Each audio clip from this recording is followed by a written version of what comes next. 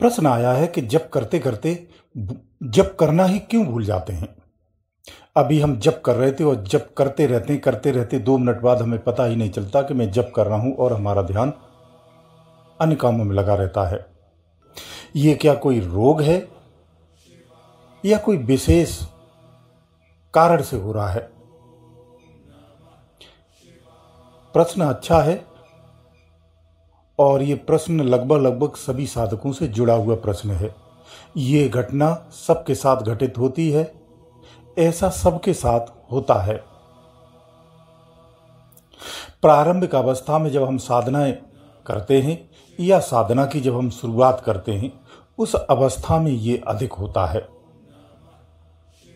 चाहे वो आपका ध्यान हो, चाहे वो आपका जाप हो, ये दोनों चीजों में ऐसा होता है कि जब आप ध्यान करने के लिए बैठते हैं तो आप ध्यान करना तो भूल जाते हैं और विचारों में खो करके कहीं दूर चले जाते हैं। 1 घंटे 2 घंटे तक हो जाता है, आप विचारों की मंत्रणा में रहते हैं। बहुत देर बाद याद आता है कि मैं भजन करने के लिए बैठा था। फिर आप ध्यान लगाते हैं और फिर आप कुछ क्षण के बाद कहीं और चले जाते हैं, आपको पता ही नहीं चलता है। साधना में सबसे बड़ी समस्या यही होती है। ये हर साधक के साथ होती, किसी एक के साथ नहीं होती, सबके साथ होती है। शुरुआत में ऐसा अक्सर होता है। ऐसे ही जाप में होता है। जब वो जाप करते हैं, जाप करते विचार उत्पन्न होता है। उस विचार में वो कहीं और चले जाते हैं। उस विचार में इस तरह से दूर चले जाते हैं कि बहुत समय हो जाता है कि इधर आपका जाप का समय या ध्यान का समय समाप्त हो चुका है। इसके बाद आपको दूसरा कार्य करना है, उसका समय हो गया। तब आपको ख्याल आता है कि मैं जाप करने बैठा था लेकिन मैं कहीं और चला गया।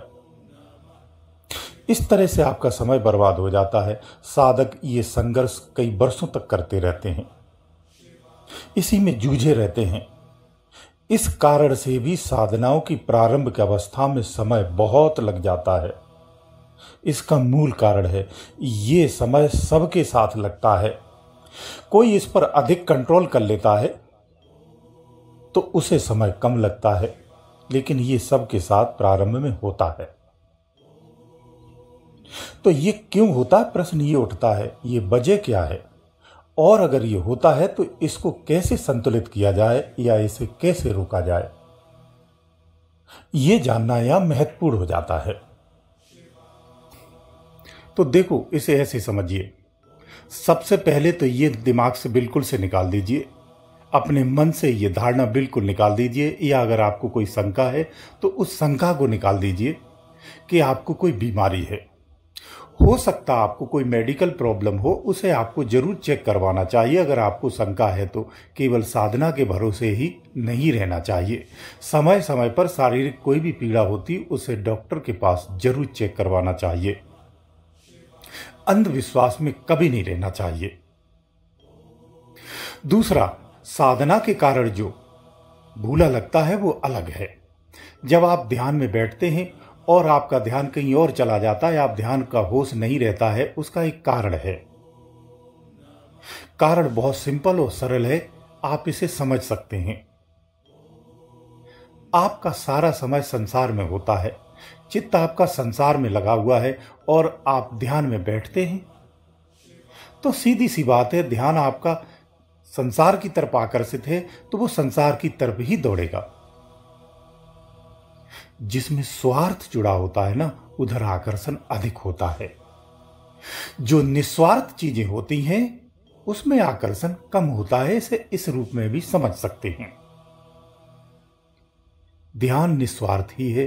ध्यान जब आप करते हैं तो उसमें आपको संसारिक कोई ऐसा लाभ मिलने वाला नहीं है, जैसे आप कर्म के द्वारा उसे प्राप्त करने की प्रयास करते हैं, ऐसा लॉजिक वहां नहीं लगता है।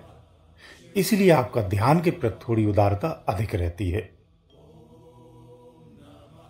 जो धीरे चल चल के समय के साथ रोज अभ्यास करते करते धीरे धीरे जो सब कुछ उल्टा हो जाता है, फिर आपकी अंदर में आकर्षण अधिक हो जाता है और संसार के प्रति कम हो जाता है। उस अवस्था में फिर आप न तो जप भूलते हैं, ना ही ध्यान करना भूलते हैं। इसे हम परिवर्तन के रूप में भी देखते हैं। इसी को हम आंतरिक परिवर्तन कहते हैं। कुछ संत इसी को जाप का परिवर्तन या प्रभाव कहते हैं, चमत्कार कहते हैं। समझने की बात यह है कि चित्त आपका संसार में अधिक होता है, इसी कारण से आप आंतरिक क्रियाओं को भूल जाते हैं और कोई दूसरा कारण नहीं है। इसमें रोग या बीमारी का सवाल नहीं उठता है।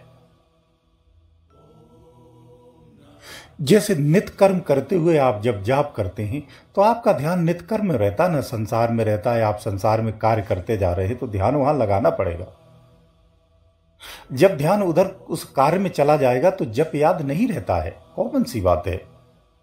ध्यान जहां होगा वही चीज तो आपको याद आएगी, उसी को आप कार्य कर पाएंगे। तो ध्यान हमेशा एक तरफ ही होना चाहिए। जब आप संसारिक कार्य करते हैं तो आपका संसार की तरफ ध्यान होना चाहिए, लेकिन संसारिक कार्य करते हुए जब हम जप करते हैं तो इसको प्रारंभ में अभ्यास के द्वारा इसको संतुलित कर लेते हैं।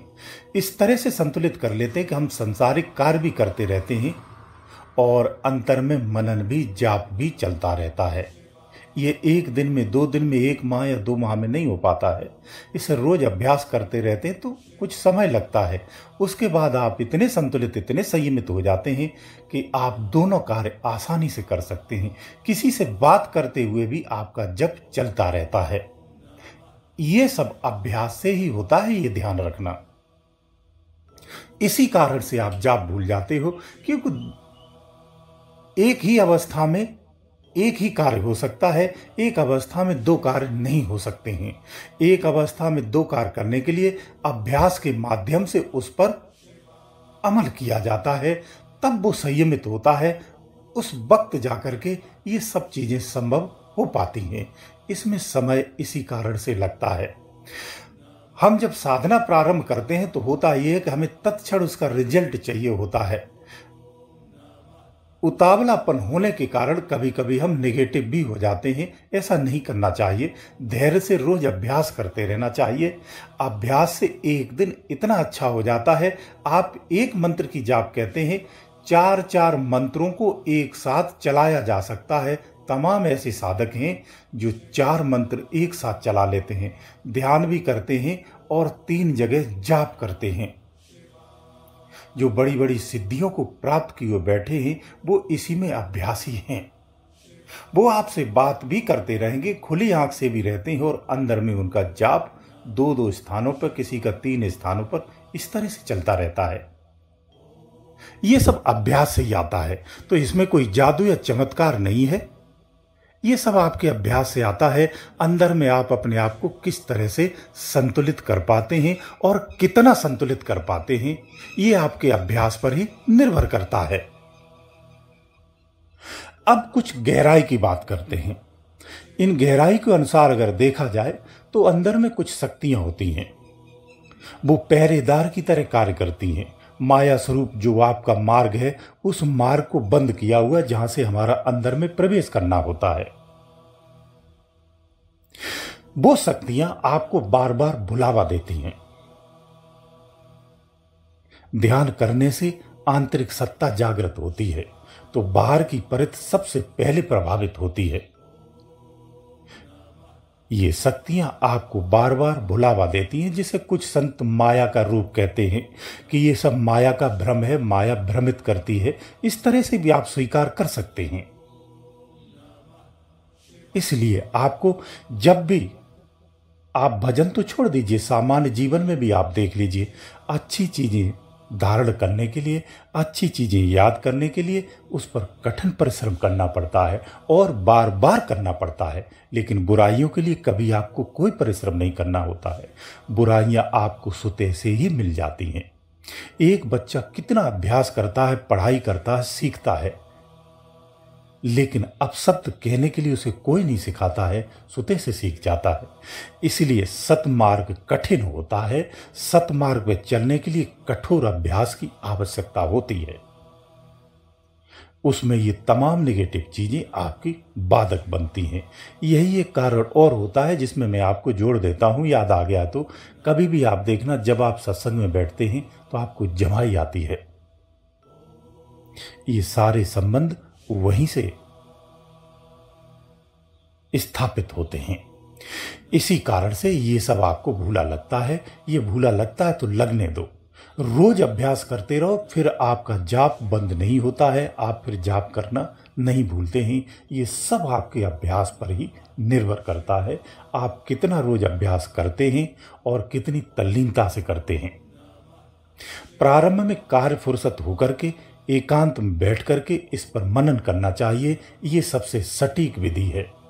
जब इस तरह से रोज थोड़ा थोड़ा समय देते रहेंगे, उसके बाद आप दिनचर्या के साथ अगर आप जाप करते हैं तो फिर ये आपके अभ्यास में आ जाता है। कुछ समय के बाद एक क्षण के लिए भी जाप आप नहीं भूलते हैं, ये स्थिति आ जाती है। गुरुदेव दयालु।